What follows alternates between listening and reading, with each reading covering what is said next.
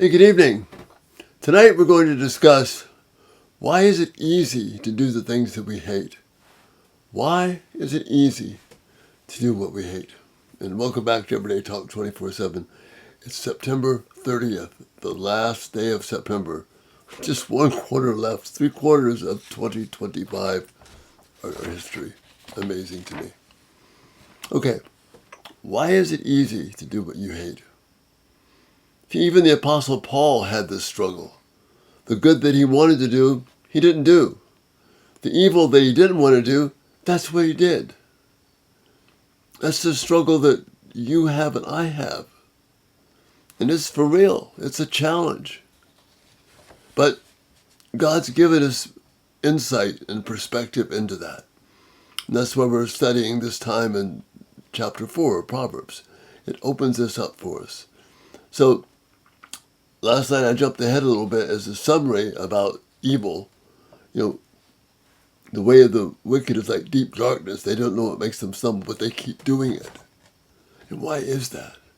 Well, the way of the righteous is very simply stated, something you desire, something you cannot live without.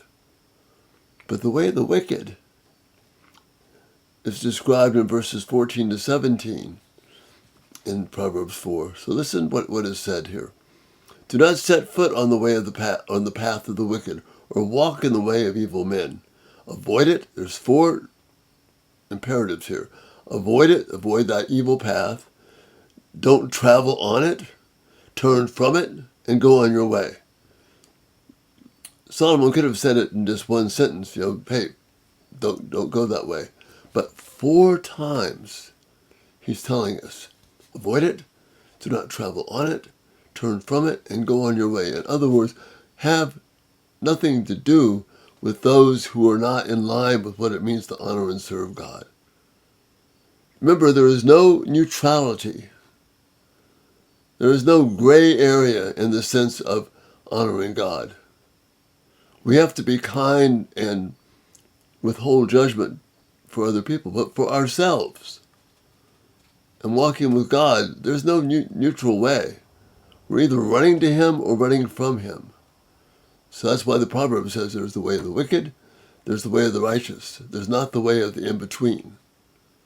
And that's something we've got to hang on to and support it. So, huge stress here. Don't set foot on the path of the wicked. Don't even get close to it. Why is that?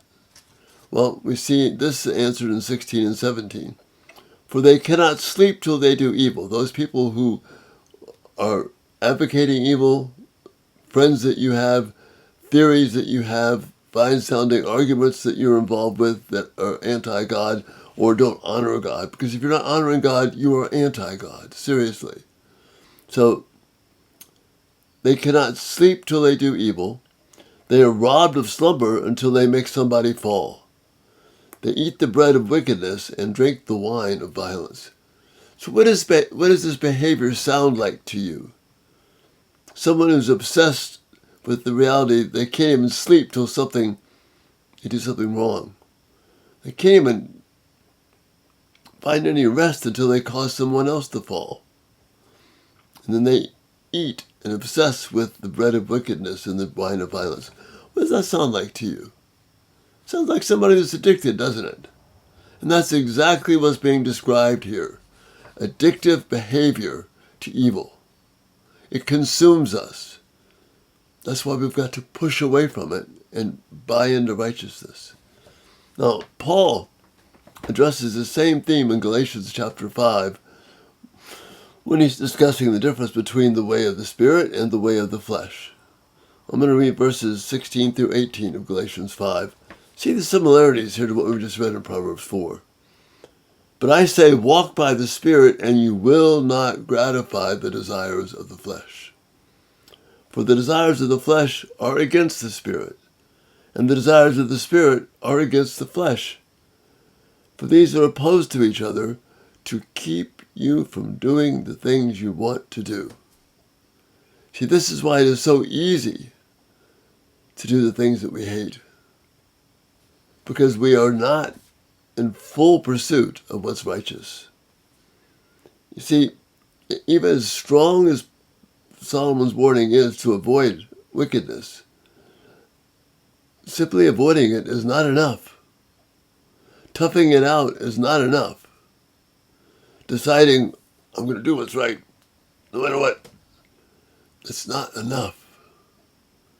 What has to come first is a full-on desire to love what is righteous. That's why Paul begins this section of verse 13. Hold on to instruction, do not let it go. Guard it well, for it is your life. This instruction, this godly instruction, this way of righteousness, we have got to love righteousness. Not just put away wicked. We've got to hate wickedness. That's clear here. We've got to avoid these addictive patterns and people and thoughts and principles that will draw us away. But the only way to do that is not simply to turn away from it. It's to run to what is righteous. Be grateful for it. Embrace it like it's your life. That's what is happening here. So Paul is saying, walk by the Spirit. Embrace what he's teaching. Don't follow this way of wickedness, but rather follow the way of righteousness. So spend your time and energy. How can I be more in touch with what God has called me to do? If you're struggling with sexual sin, don't just focus on being done with it, which you must. Focus on honoring God. Believe Him.